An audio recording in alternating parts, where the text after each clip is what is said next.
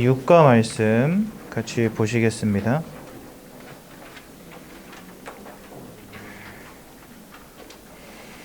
에베소서 1장 3절 말씀 함께 보시겠습니다. 우리 한 목소리로 함께 보도록 하겠습니다. 시작.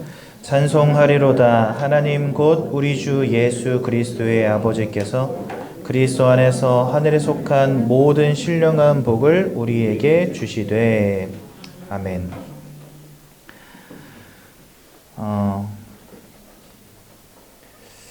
세상이 절대로 이해할 수 없는 아버지와 아들, 부자가 있습니다.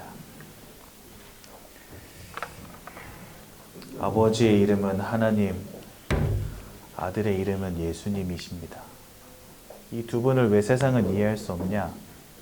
되게 재밌는 분들이세요. 왜 재밌는 분들이냐? 하나님 아버지는 구원을 계획하셨는데,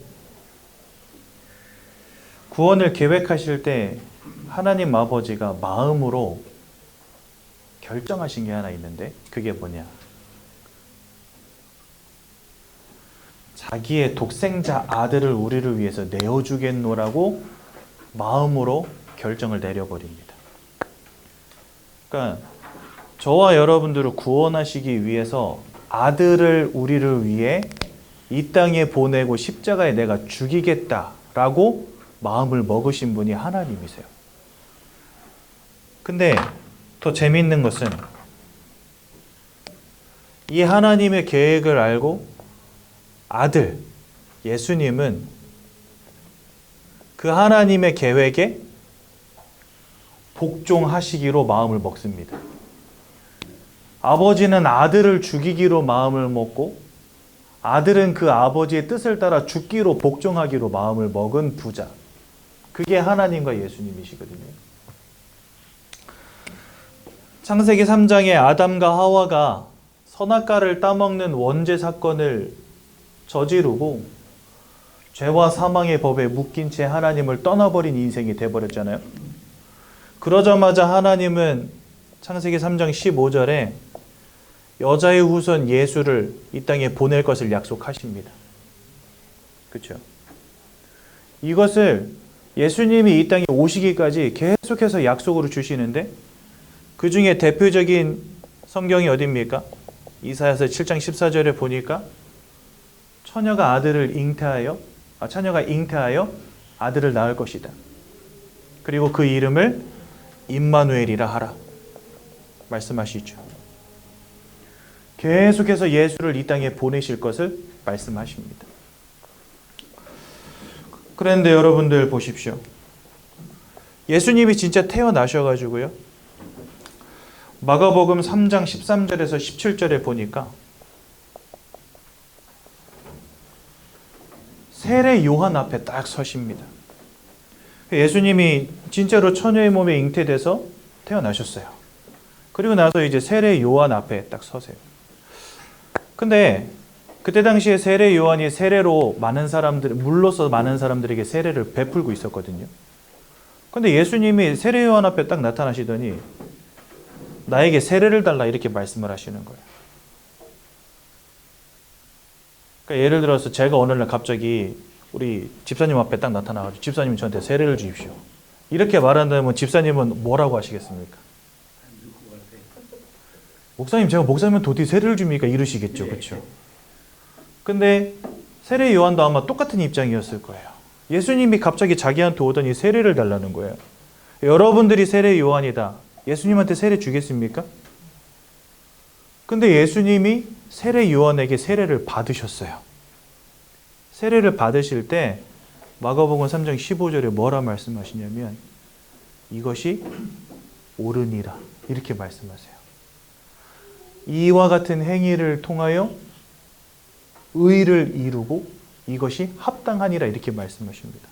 그래서 예수님이 세례 요한에게 세례를 받으십니다. 그럼 여러분들, 의를 이룬다라는 말이 무슨 말인지 아십니까?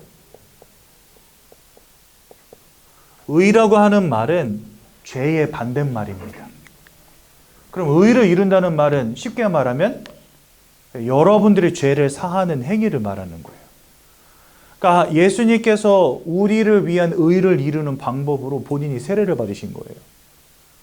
근데 여러분, 성경에 보면 이스라엘 백성들이 죄 사함을 받을 때 한 가지 방법이 뭐였냐면요, 내가 죄를 범하면 그 죄 사함을 받기 위해서 이스라엘 백성들은 양을 가지고 제사장 앞에 갔습니다. 그럼 제사장이 그 양의 머리에다 손을 얹고 기도해요. 뭐라 기도하냐? 하나님, 홍감사가 이런 죄를 지었습니다. 그 죄가 이 양에게 넘어가게 하옵소서. 기도한 다음에 그 양을 죽입니다. 그러면은 나의 죄가 이 양에게 넘어가고 그 죄를 뒤집어 쓴 양이 저를 대신해서 죽었기 때문에 그 죄에 한해서는 죄 용서함을 받는 겁니다. 이와 같은 일을 왜 계속했냐? 요한복음 1장 29절에 보면 세례 요한이 예수님을 향해 이렇게 말합니다. 보라, 세상 죄를 지고 가는 하나님의 어린 양이로다. 저와 여러분들의 모든 죄악을 예수님이 짊어지고 십자가에서 죽으셨는데 그 죄악을 예수의 머리에 담당시키는 사건이 뭐예요?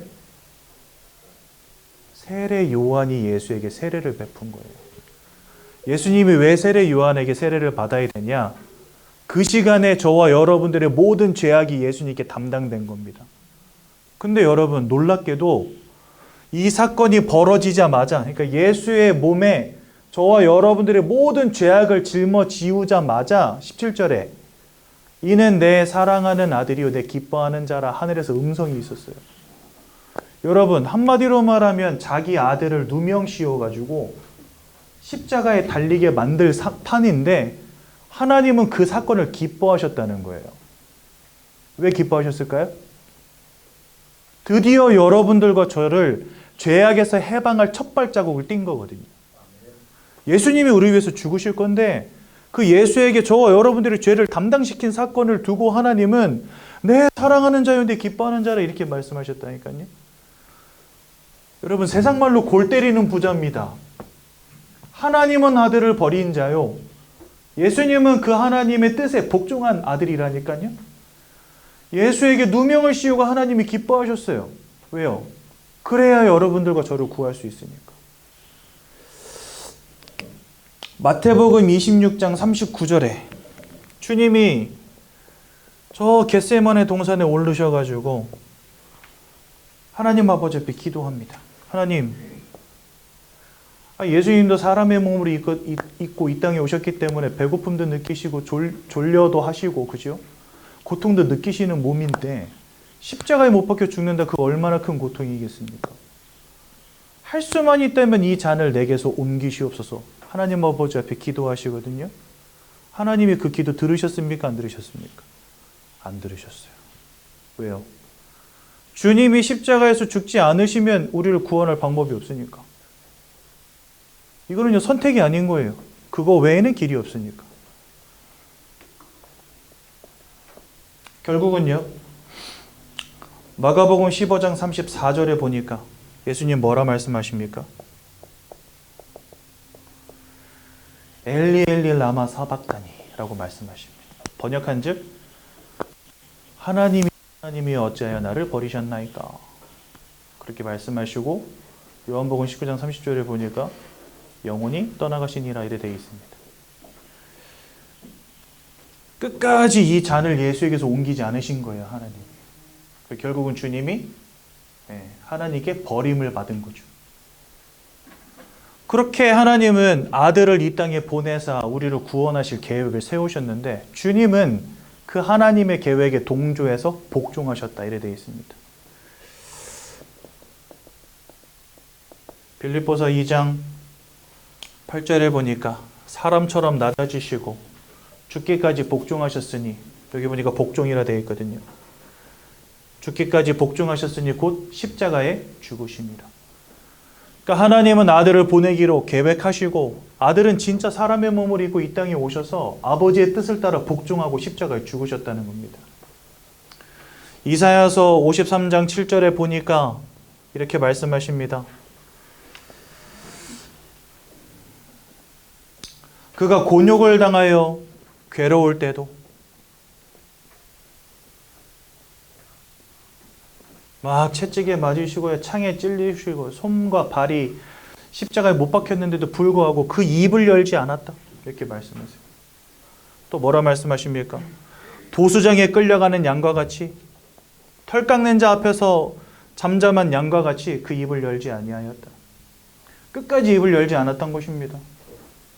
아니 솔직히 생명과 생사 화복의 주관자 되시는 예수님께서 명령만 하시면 지금 이 땅에 살아있는 모든 인간을 한 번에 걷어가실 수도 있고 모든 일을 멈추고 끝낼 수도 있는데 예수님 끝까지 복종하신 거지요. 왜요? 그 방법이 아니고서는 저와 여러분들을 영원히 죄악으로부터 해결할 방법이 없기 때문에. 그래서 주님은요 십자가에 죽기까지 복종하신 거예요. 능력이 없어서 달려 계신 게 아니었다는 거예요. 그 입을 열 수 있었지만 입을 다물고 계셨다는 겁니다. 이렇게 여러분들 주님은 우리를 위해서 복종하신 거죠. 그러면 이와 같이 하나님께서는 아들을 보내시고 주님은 그것에 복종하심으로 말미암아 즉 이 십자가를 통해서 우리에게 회복되어진 것이 무엇이겠습니까? 저와 여러분들에게 와 있는 인생의 모든 고통을 끝내신 거죠. 제일 중요한 것은요. 에베소서 2장 1절에 보니까 이런 말씀이 있습니다. 죄와 허물로 죽었던 너희를 살리셨도다. 죄와 허물 때문에 우리가 사망 가운데 던져지게 되었다라고 말씀하시는데 이사야서 53장 5절에 보니까 이렇게 말씀하십니다. 그가 찔림은 우리의 허물 때문이요. 그가 찔림이 우리의 허물 때문이랍니다. 또 그가 상함은 우리의 죄악을 인함이라. 그가 우리를 통해서 우리를 위해서 상함 받으셨는데 그것은 우리의 죄 때문이다. 여러분들 죄와 허물 때문에 우리가 사망에 이르렀다고 한다면 그의 찔림과 상함으로 인하여서 우리는 어디로 들어가겠습니까? 네, 생명으로 들어가게 된 것입니다. 그래서 여러분들 요한일서 5장 11절에 보니까 예수 안에 영생이 있다는 것을 우리에게 깨닫게 해주시고요. 이것은 그의 아들 안에 있는 영생이니라 이렇게 말씀하십니다. 하나님께서 우리에게 생명을 주셨는데 이것은 그의 아들 안에 있는 영생이니라 이렇게 말씀하십니다. 죄와 허물 때문에 사망의 권세에 붙잡혔던 우리를 주님이 상하시고 찔림으로 말미암아 생명으로 옮겨지게 된 겁니다. 그래서 여러분들 요한복음 5장 24절에 나 보내신 이를 믿는 자 또 나를 믿는 자는 심판에 이르지 아니하고 영생에 들어가게 되나니 사망에서 생명으로 옮겼느니라 이렇게 말씀하십니다. 즉 하나님과 예수님의 이 십자가 사건을 통하여서 하나님은 우리 인생을 사망에서 생명으로 옮겨지는 축복으로 인도하신 거예요. 그죠? 또한 이것은 우리 인생의 전인적 치유를 의미합니다. 여러분들 오늘도 제가 구원의 길 말씀을 여러분들과 함께 나누면서 이 부분을 진짜 좀 중점적으로 다룰 건데요. 항상 말씀드리지만 사람은 영적 존재를 했죠. 우리의 영적인 부분이 무너지면 그것이 그 마음과 생각과 삶과 육신의 문제로 연결되어진다고 제가 몇 번 말씀드렸죠. 그렇기 때문에 이 십자가 사건을 통해서 우리가 하나님을 만나는 이 놀라운 축복을 회복할 때 그곳에 우리의 마음의 평안함과 삶과 육신의 치유도 있는 것입니다. 그래서 여러분들 이사야서 53장 6절에 보면 우리는 다 양과 같아서 우리 멋대로 행하여서 각자 제 갈 길로 갔거늘 이렇게 말씀하세요. 우리가 다 양과 같아서 각자 제 길로 갔다는 건 뭘 의미합니까? 하나님 알지 못한 채 죄악 가운데 우상 숭배와 세상의 풍조와 세상의 방법을 따라 방황하는 인생 지금까지 살았다는 것입니다. 그랬던 우리를 하나님을 만날 수 있도록 하신 거죠. 그게 바로 영적 치유입니다. 또한 두 번째로 이사야서 53장 5절에 보니까 뭐라 말씀하시냐? 그가 징계를 당함으로 우리가 평화를 누리고 이것이 바로 여러분들 마음 치유입니다. 우리가 어디로부터 평안을 누리겠습니까, 여러분? 황금을 산과 같이 쌓아놓은들 그것이 여러분들의 평안이 되겠습니까? 여러분들 저 강남의 펜트하우스에 산들 그것이 여러분들의 기쁨이 되겠습니까? 또한 이사야서 53장 5절에 뭐라 말씀하십니까? 그가 채찍에 맞음으로 우리가 나음을 입었더라. 육신과 삶의 치유를 의미하는 것입니다.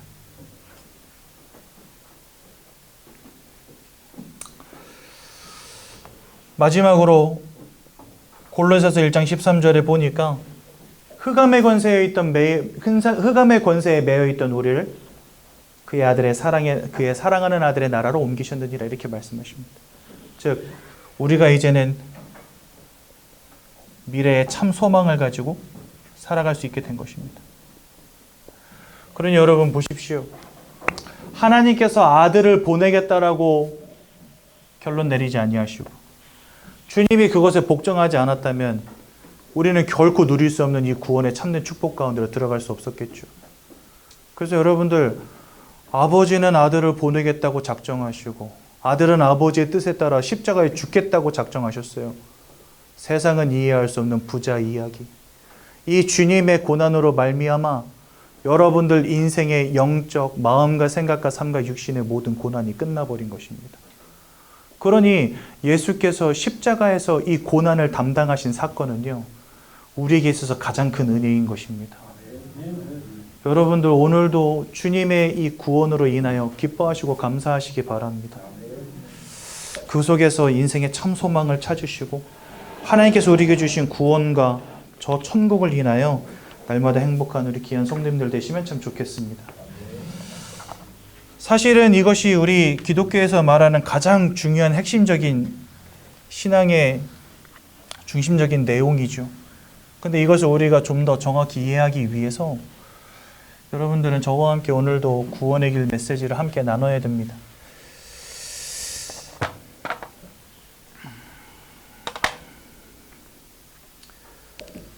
성경은 우리에게 말씀하십니다. 하나님께서 사람을 창조하셨다라고 말씀하십니다. 그게 창세기 1장 27절과 28절에 잘 나오는데요.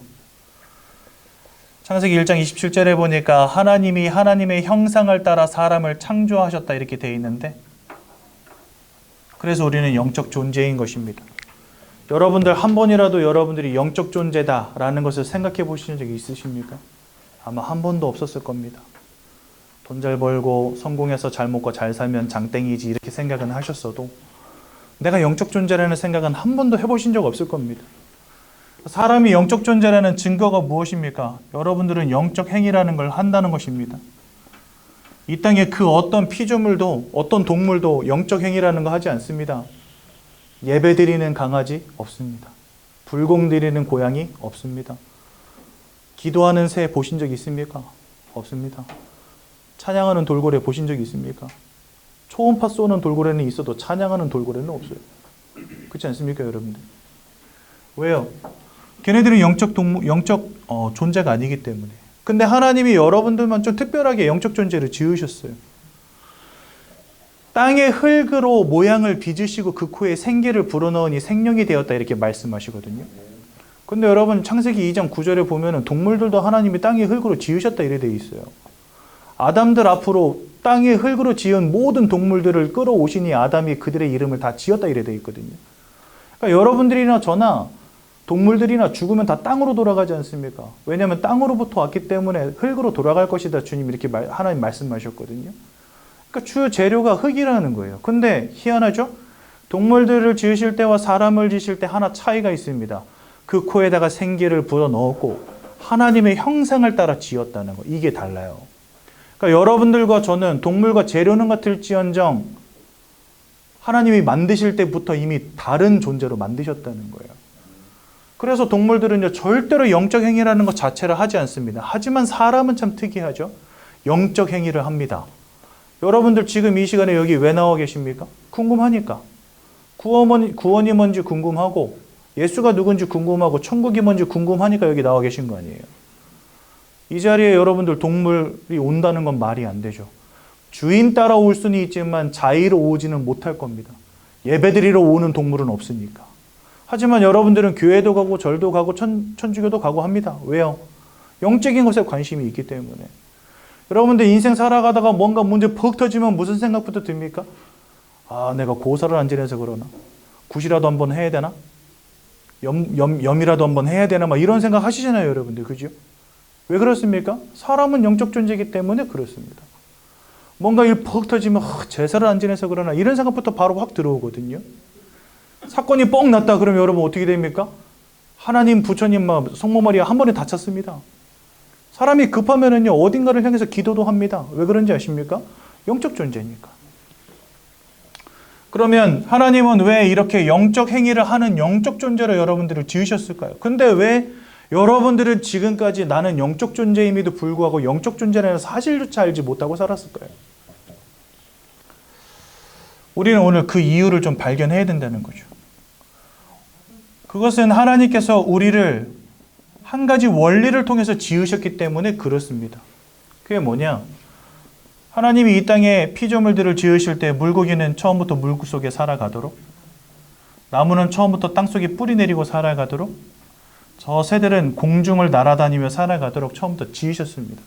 즉 피조물들을 지으실 때 그 피조물들에게 절대적인 원리를 하나씩 주셨다는 거예요. 이것은요 하나님이 처음에 이 땅을 지으실 때부터 주셨던 원리입니다. 물고기는 물을 떠나서 살 수 없도록, 나무는 땅을 떠나서 살 수 없도록, 새는 공중을 떠나서 살 수 없도록. 그것처럼 사람에게도 하나님이 주신 한 가지 원리가 있다는 겁니다. 여러분들이 생각할 때 여러분들에게 필요한 거 말고 하나님이 처음부터 주신 원리가 있다는 거예요.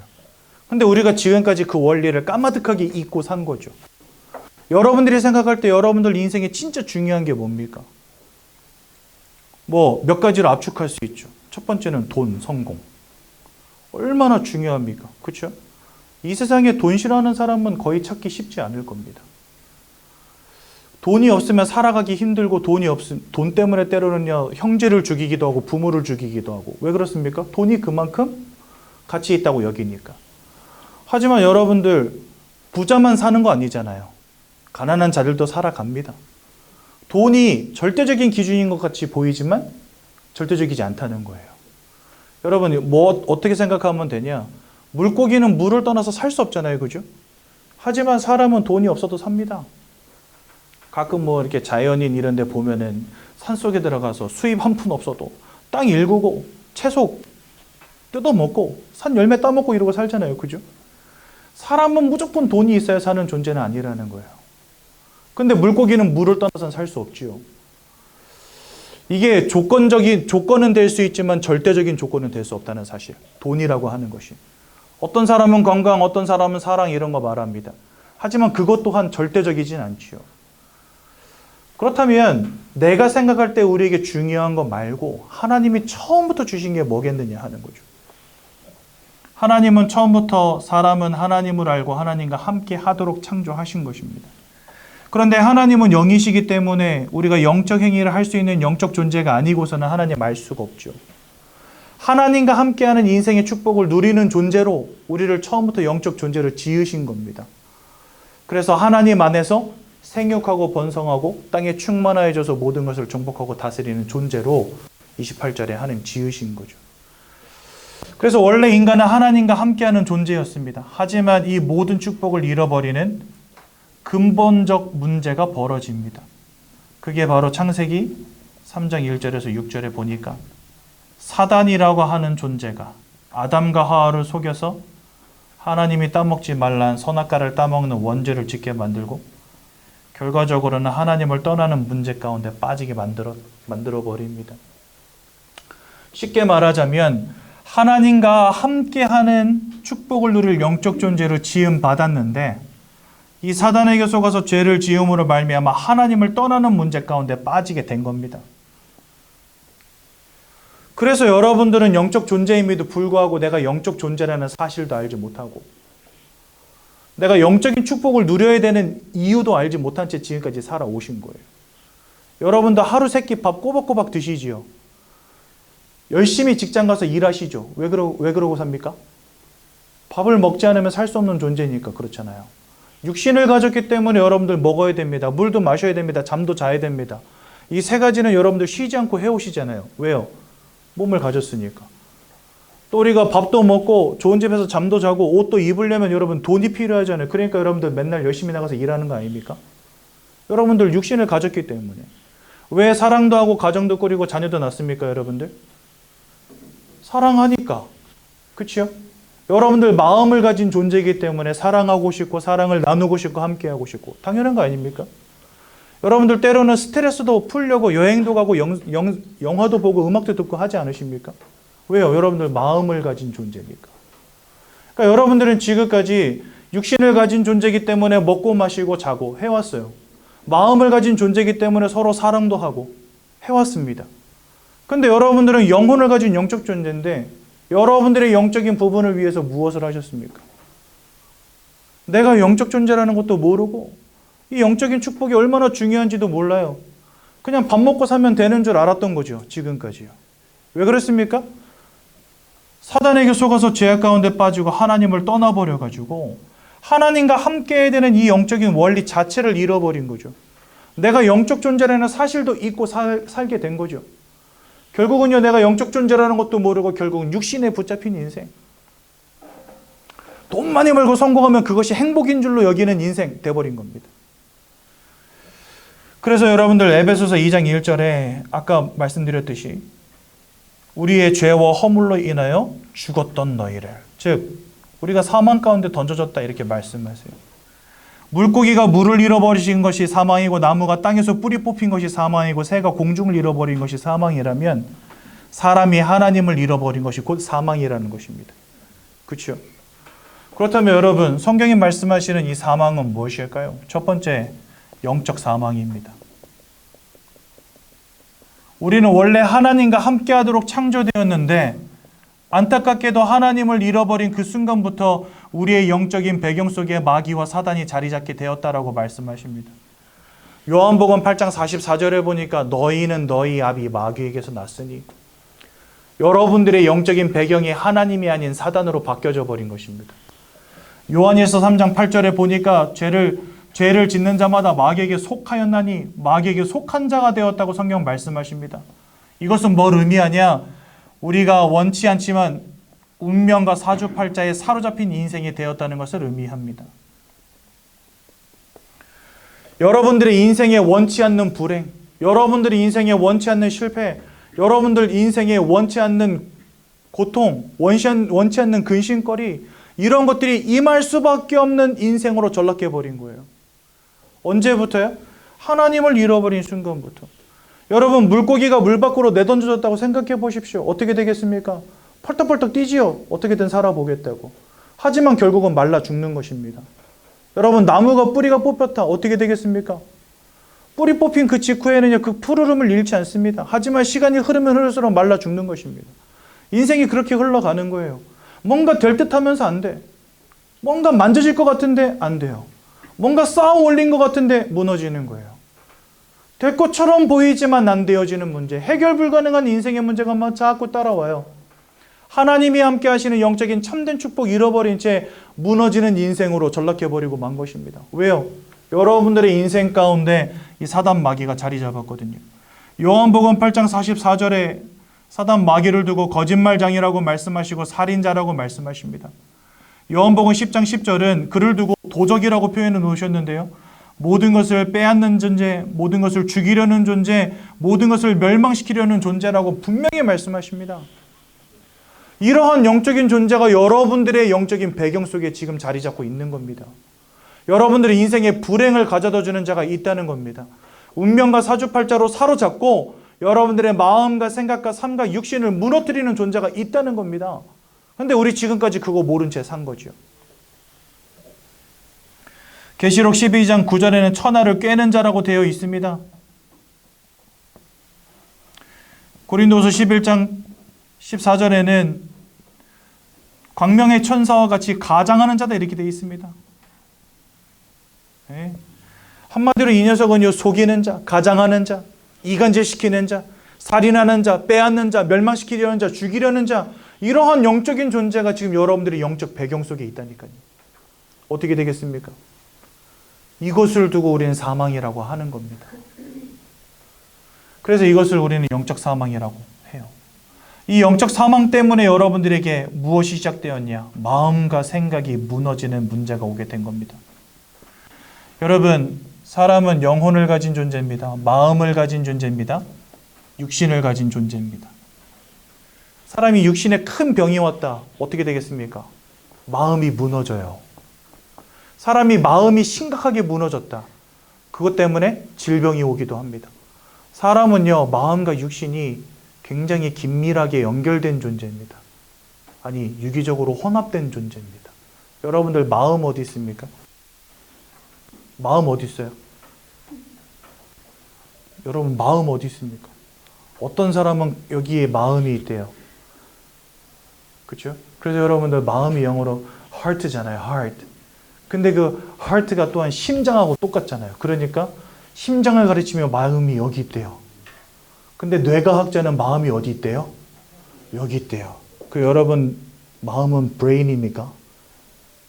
솔직히 말하면 여기 있는지 엉덩이 끝에 붙었는지 알게 뭐야. 결국은요, 마음은 결국은 여러분들 자신입니다. 어디 붙었는지는 모르겠지만 그냥 나예요. 그 마음이. 그렇지 않아요? 이 몸뚱이도 여러분들이잖아요. 몸과 마음이 그냥 하나로 붙어 있어요. 뗄래야 뗄 수 없는 거예요. 여러분도 어디 갈 때 마음 집에다 두고 가십니까? 아니죠. 불가능하죠. 마음만 가고 몸은 집에 있습니까?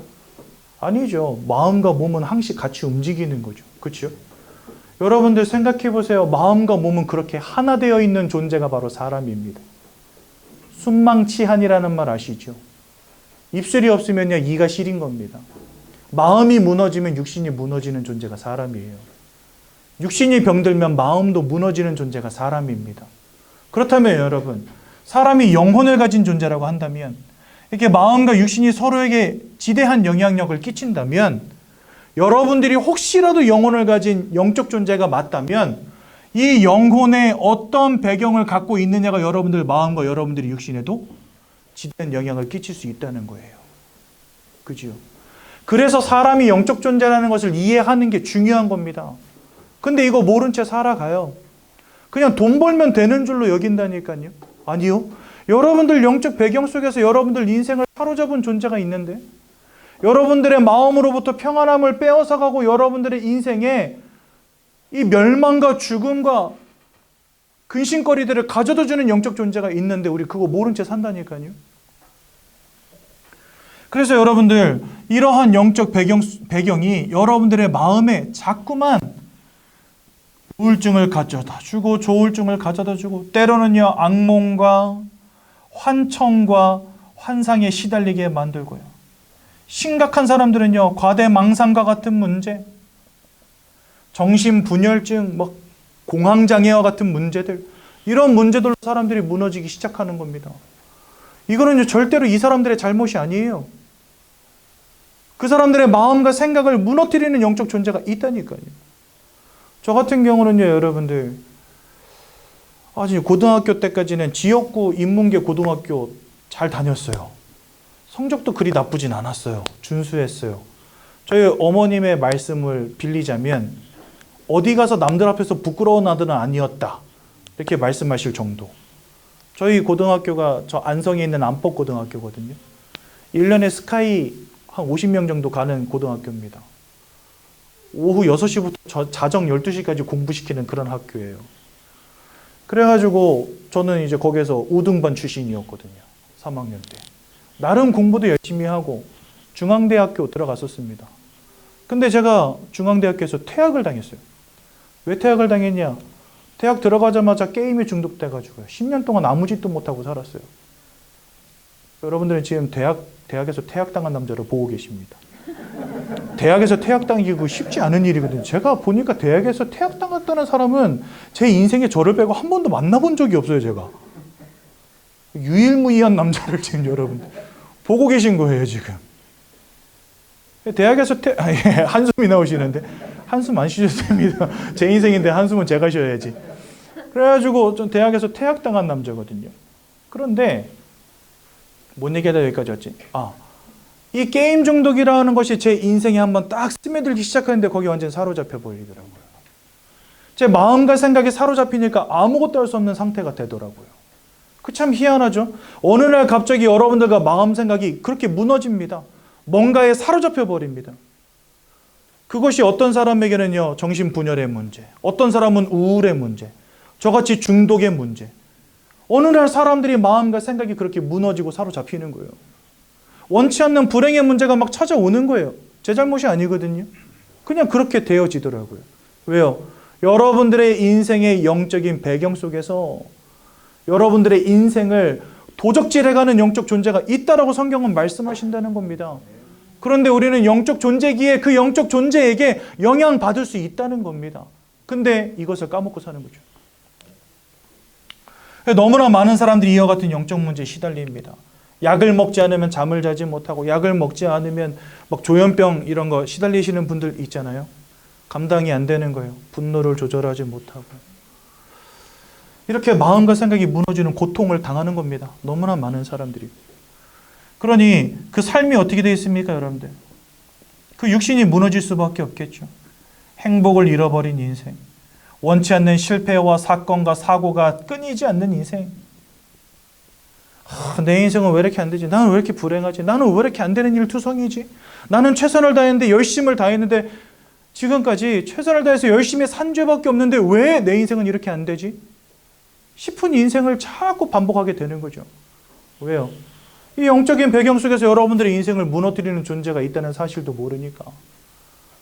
그러니까 그때부터요, 자꾸만 이제 남 탓하고 사는 겁니다. 부모를 잘못 만나서, 이 인간을 만나서, 오빠 나는 오빠 없으면 안 돼요. 새벽 3시까지만 문자하고 전화통화하고 하다가 10년 같이 살면 그 오빠가 이 인간이 되잖아요. 여러분들 다 이 인간하고 살고 계시잖아요, 지금. 많은 분들이 황혼 이혼을 준비합니다. 그래, 우리 아들, 딸내미 봐서 지금은 참는다, 인간아.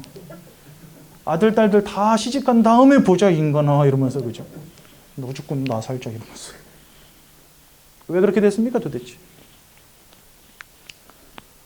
남편 잘못 만나서, 자식 새끼 잘못 낳아서 다 이러고 삽니다, 사람들이요. 여러분들의 인생, 개인과 가정과 가문을 송두리째 무너뜨리는 영적 존재가 있다니까요. 근데 그걸 모르고 사는 거죠, 우리가. 너무나 많은 사람들이 무너지고, 가정들이 깨어지고, 자살과 같은 극단적인 선택을 하는 시대. OECD 국가 중에 자살률 1위 국가가 우리나라입니다, 여러분. 1시간에 2명씩 자살하는 나라입니다. 하루에 40명 넘게 자살합니다. 얼마나 많은 사람들이 지금도 죽어가고 있는지 아십니까? 세상은 점점 좋아지는데 왜 인생의 문제는 해결이 안 됩니까? 100세 시대가 되었잖아요. 여러분들 요즘에 밥 3끼 못 먹는 사람 없잖아요. 복지 얼마나 잘 돼 있습니까? 직장에서 퇴직만 해도 막 1년 넘게 실업급여를 주는 나라인데. 여러분들, 이렇게 복지가 좋아지고 세상이 좋아지는데 왜 인생의 개인의 문제는 해결이 안 됩니까? 그것은요, 간단하게 말하자면 돈과 성공이 여러분들의 행복과 직결되지 않는다는 반증 아닙니까? 사람이 진짜 영적 존재가 맞다면 우린 단순히 돈으로만 행복한 존재, 밥으로만 행복한 존재가 아니라는 겁니다. 우리의 영적 배경 속에 무엇이 있느냐가 여러분들 인생에 지대한 영향을 끼칠 수 있다는 겁니다. 그런데 우리 이거 다 까마득하게 모른 채 살아온 거죠, 지금까지. 이렇게 그러다 보니 사람들 뭐 할 수밖에 없죠? 우상 숭배합니다. 깎아놓고 빌고, 차려놓고 빌고, 모셔다 놓고 빌고, 쌓아놓고 빌고, 그려놓고 빌고, 그죠? 찾아가서 빌고, 불러놓고 빌고. 사람들 막 열심히 우상 숭배합니다. 돼지머리 살마다 놓고 빕니다. 여러분들, 제가 한번 질문해 볼게요. 진짜 그 삶은 돼지머리가 여러분들 인생 축복합니까? 콧구멍에 만원짜리 끼 놓으면 진짜 여러분들 주머니에 만원짜리 끼 집니까? 한번 이렇게 가게 같은 데 가보면요, 고삐 갖다가 붙여놓는데, 여러분 고삐가 뭐예요? 고삐 딱 걸려있으면 소 자기 마음대로 할 수 있잖아요. 그것처럼 고삐 갖다 걸면 인생의 축복, 이거 내가 마음대로 할 수 있다는 겁니다. 그래서 고삐 갖다 걸거든요. 그럼 진짜 인생이 마음대로 됩니까, 여러분들? 사람들 막 열심히 우상숭배 하잖아요. 어떻게든 축복받아 보려고, 성공해 보려고. 근데 우상숭배하는 여러분 궁극적인 이유가 뭡니까? 두려움이죠. 근심 아닙니까? 없는 사람은 더 없을까 봐 근심이고, 있는 사람은 있는 거 잃어버릴까 봐 근심이고. 인생에 행복하고 좋고 즐거우면요, 누가 우상 숭배합니까? 근데 막 풍비 박산나고, 뭔가가 무너지고 박살나고 힘들고 힘겨워지고 고통스럽고 근심되고 걱정되니까 사람들 차려놓고 빌고 깎아놓고 빌고. 내 있는 돈 다 싸들고 가서 빌고 하는 거 아닙니까, 여러분들? 근데 문제는 고린도전서 10장 20절에 보니까 이 모든 것이 귀신과 교제하는 것이니라 이렇게 되어 있습니다. 여러분들 보십시오. 우리가 사단에게 매여 그 속에서 영적으로 완전히 무너져 버렸는데 어떻게든 무너지는 인생 가운데 축복받아 보겠다고 하는 모든 우상숭배가 사단을 따르는 무리들, 귀신을 섬기는 자체라는 겁니다. 여기에 교회 다니신 분들은 좀 아시겠죠? 예배 드릴 때 은혜라는 거 받잖아요. 왜 그렇습니까? 성령이 역사하시기 때문에. 사람은 영적 존재이기 때문에 영적 행위를 할 때 그곳에 하나님이 역사하십니다. 그렇다면 하나님을 떠나 있는 사람들이 우상 숭배와 같은 영적 행위를 할 때 그곳에 누가 역사하겠습니까? 귀신이 역사하는 겁니다. 그래서 여러분들 우상 숭배하면 할수록 가정과 가문이 무너집니다. 왜 그럴까요? 모든 것을 빼앗고 죽이고 멸망시키려는 자가 1년에 10번씩 12번씩 들락날락한다 생각해 보세요. 여러분들이 집에 어떻게 되겠습니까? 여러분들 나만 하는 게 있겠냐고요. 그래서 우상숭배 하면 할수록 개인과 가정과 가문이 무너지는 겁니다. 저희 가문도요 이렇게 쫄딱 망했어요. 이렇게 살아가다가 히브리서 9장 27절에 보니까 사람이 한 번 죽는 것은 정하신 것이요 그 이후에는 심판이 있다는 말씀하십니다. 심판 이후에는 어디로 들어가게 됩니까? 하나님을 알지 못하는 자들 지옥으로 들어가게 되는 겁니다. 더 큰 문제는 뭐냐? 출애굽기 20장 4절에서 5절에 보니까 여러분들의 후대들도 여기서 자유로울 수 없다라고 분명히 말씀하십니다. 여러분 로마서 3장 23절에 보니까 모든 사람이 죄를 범하였음에 하나님의 영광에 이르지 못한다 말했고 아까 말씀드린 요한일서 3장 8절에 보니까 죄를 짓는 자마다 마귀에게 속했다 이래 되어 있습니다. 모든 사람이 하나님을 떠났고 죄 때문에 하나님을 떠나고 죄를 짓는 자마다 마귀에게 속하였다. 두 개 합치면 뭐죠? 모든 사람이 마귀에게 속한 겁니다. 지금 여러분들의 자녀 혹은 여러분들의 자녀를 통해서 태어날 손주들, 여러분들의 후대들 다 여기서 자유로울 수 없다는 거예요. 그러니까 모든 사람이 지금 이와 같은 영적인 굴레에 사로잡혀 있는 겁니다. 사단에게 사로잡힌 이것을 영적 사망이라고 하고요. 우리가 이 땅에서 생명을 잃어버린 이것을 육신의 사망이라고 하고 육신의 사망이라고 하고 지옥으로 던져지는 이것을 영원한 사망이라고 합니다. 그래서 여러분들 우리가 하나님을 잃어버린 그 순간부터 우리는 세 가지 사망에 붙잡힌 겁니다. 사단에게 사로잡힌 영적 사망, 육신이 이 땅을 떠나가게 되는 육신의 사망, 지옥에 영원히 갇히게 되는 영원한 사망. 이것이 하나님과 함께하는 우리가 창세기 3장의 근본적 문제로 인하여서 잃어버린 생명의 결과요. 사망에 붙잡혀버린 결과입니다. 그래서 하나님은 결정하신 거예요. 어떻게 해요? 내가 내 아들을 보내기로 결정하신 겁니다.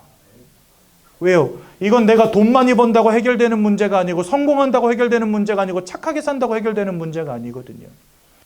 여러분 아까도 말씀드렸지만 마귀에게 속한 자가 되었다. 이 마귀에게 속한 문제는요. 우리의 인생을 사로잡은 그 마귀의 권세를 깨트릴 구원자가 오시지 않으면 안 되는 문제인 거죠. 그래서 하나님은 우리를 구원하실 구원자로 예수 그리스도를 길로서 이 땅에 보내주신 것입니다. 예수님이 이 땅에 오셔서 세 가지 아주 중요한 일을 하셨습니다.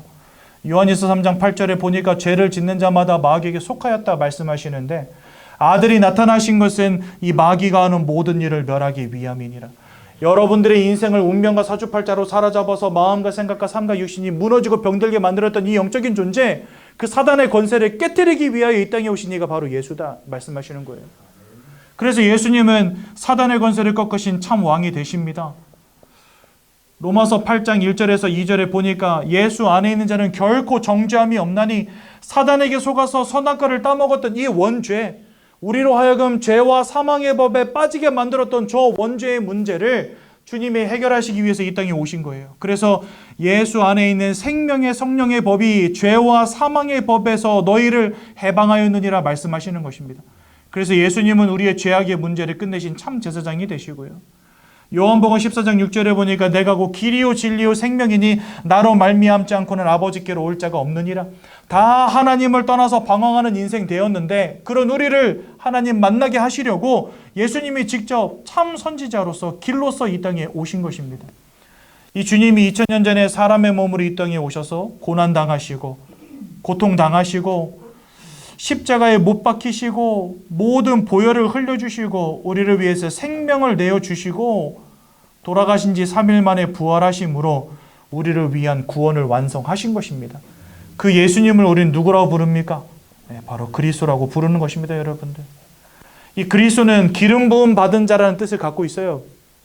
그래서 왕적, 제사장적, 선지자적 사역을 감당하신 주님을 기억하라고 구약시대의 왕과 제사장과 선지자를 세울 때는 그들의 머리 위에다가 기름을 부었습니다. 왜요? 그리스도가 기름 부음 받은 자라는 뜻을 갖고 있기 때문에. 그러니까 왕으로서 이 땅에 오셔서 사단의 권세를 꺾으신 예수를 기억하라고 왕을 세울 때마다 기름 부음 받은 자를 기억하라고 기름을 바른 거예요.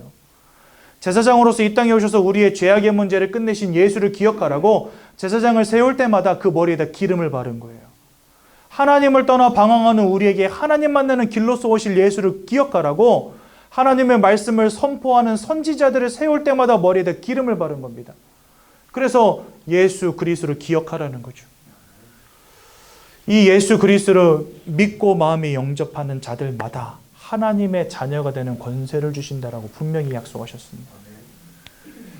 너희가 마음으로 믿을 때 의에 이르고 입으로 시인할 때 구원에 이른다라고 로마서 10장 10절에 또한 말씀하셨습니다.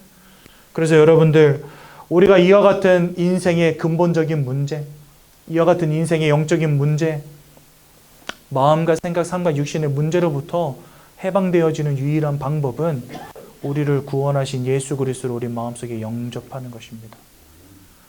우리는요, 밥도 먹고 사랑도 하고 다 합니다. 하지만 영적 존재라는 걸 알지 못했기 때문에 하나님을 만나야 된다는 것 모른 채 지금까지 살았습니다.